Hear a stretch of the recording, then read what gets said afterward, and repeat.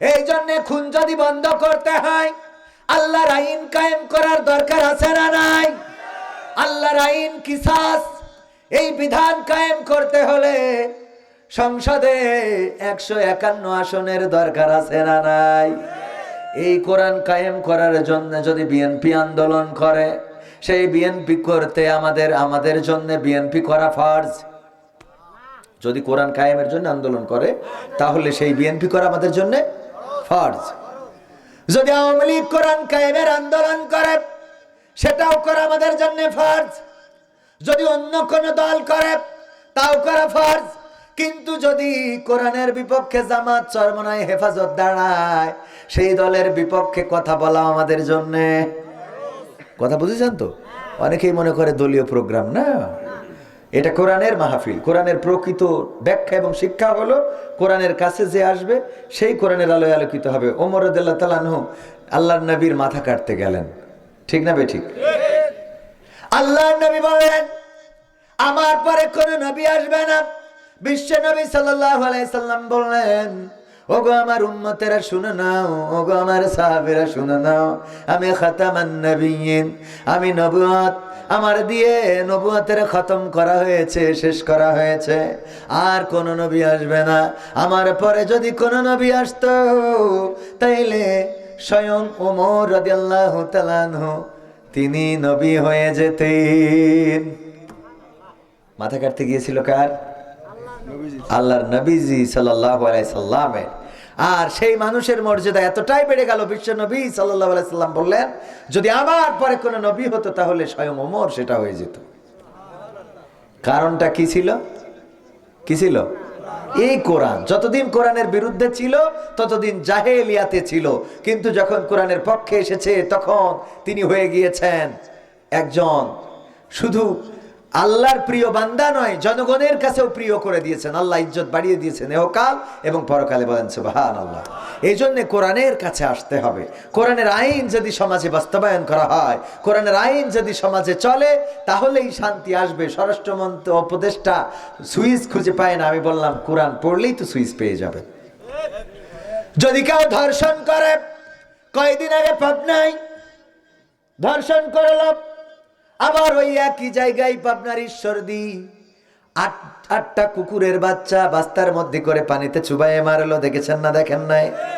পানিতে চুবাইয়ে মারলো যে কুকুরের বাচ্চা আটটা, ওই কুকুরের বাচ্চা নিয়ে গোটা বাংলাদেশে তোলপাড় হয়ে গেল। ওই মহিলার অ্যারেস্ট করা হলো, সাথে তার 2 বছরের বাচ্চা শিশু, সেও বিনা অপরাধে 4 দিন কারাগারে থাকলো মায়ের সাথে। 8টা কুকুরের বাচ্চা পানিতে চুবিয়ে হত্যা করেছে, এটা অন্যায়, এটা করা উচিত নয়। প্রাণের প্রতি দয়া দেখাতে বিশ্বনবী তাগিদ করেছেন। আমার নবী সাল্লাল্লাহু আলাইহি ওয়াসাল্লাম বলেছেন তোমরা বিনা কারণে গাছের পাতাও ছিঁড়ো, বিনা কারণে গাছের পাতা ছিঁড়ো না। ওগো আমার ভাইয়েরা, যেই আল্লাহ রব্বুল আলামিনের নবী গাছের পাতা ছিঁড়তে নিষেধ করেছেন, প্রাণীর প্রতি কেমন দয়া করা উচিত। গাছের পাতা ছিঁড়া তো এটা নরমাল বিষয়, তাই না? সেইটা পর্যন্ত নিষেধ করেছে, তাহলে কুত্তার বাচ্চা মারা যাবে? কিন্তু আমার প্রশ্ন হলো ওই একই পাবনায় আরেকটা মেয়েকে, শিশু 12-13 বছর, 10 বছর, 8 বছর বয়স, এই বাচ্চা শিশুটাকে ধর্ষণ করা হলো, তারপরে শ্বাসরোধ করে হত্যা করা হলো। আমার বাংলাদেশের সুশীলেরা কোনো কথা বলল না। তাহলে বোঝা গেল মানুষের বাচ্চার থেকে কুত্তার বাচ্চার দাম বেশি, ঠিক না? ঠিক সত্য বলছি না মিথ্যা বলছি? কুকুরের বাচ্চা নিয়ে যতটা আলোড়ন ফেলে দিয়েছে, অ্যারেস্ট করিয়ে বাচ্চা শিশু, ওই মানুষের সাথে তো আরেকটা বাচ্চা ছিল যার বয়স 2 বছর, মানে যে মা কুত্তা চুবাইয়ে মেরে ফেলছে, ওই মায়ের বাচ্চাটার বয়স 2 বছর, সে বিনা অপরাধে মায়ের সাথে 4 দিন জেল খাটলো। এই মানুষের বাচ্চার কোনো দাম নাই। এই সমাজে কুত্তার দাম অনেক বেশি, ঠিক বলছি না ঠিক বলছি?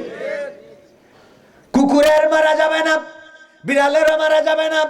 এগুলো করে আল্লাহ আমল বরবাদ করে দিতে পারে না, পারে না? আল্লাহর নবী মেরাজে গিয়ে দেখলেন একজন নারী খুব চিৎকার করে কান্না করছেন। বিশ্বনবী সাল্লাল্লাহু আলাইহি সাল্লাম জিব্রাইল আলাইহিস সালামকে বললেন, ওগো জিব্রাইল, ওই মহিলাটার অপরাধ কি?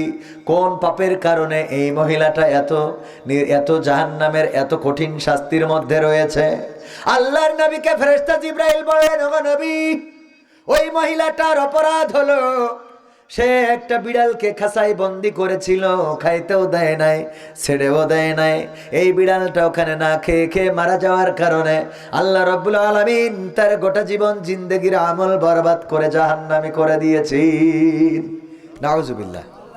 অপরদিকে একজন পতিতা কুকুর পিপাসার্ত নিজের গায়ের ওড়না এটা লম্বা না থাকার কারণে ছিঁড়লেন, গিট্টু দিলেন, লম্বা বানালেন, কূপের মধ্যে দিয়ে দিলেন।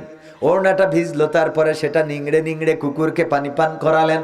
পিপাসার্ত কুকুরকে পানি পান করানোর কারণে আল্লাহ রাব্বুল আলামিন ওই পতিতার জীবন জিন্দেগির গুনাহ মাফ করে দিলেন। বলেন সুবহানাল্লাহ। 8টা কুকুরের বাচ্চা মেরেছে। আল্লাহ চাইলে এটার জন্য উনার শাস্তি দিতে পারে, কিন্তু যখন মানুষের বাচ্চা মারা যায়, যখন মানুষের বাচ্চা ধর্ষণ করা হয়, যখন শিশু ধর্ষণ করা হয়, হত্যা করা হয়, লাশ বস্তাবন্দি করে ফেলে দেয়া হয়, খাটের নিচে লুকিয়ে রাখা হয়, গর্ত করে পুঁতে ফেলা হয়, এইগুলোর আসামিগুলোর আজ পর্যন্ত কার্যকারী কোনো বিচার হইতে দেখি নাই। আপনারা দেখেছেন কেউ? আমি দেখি নাই।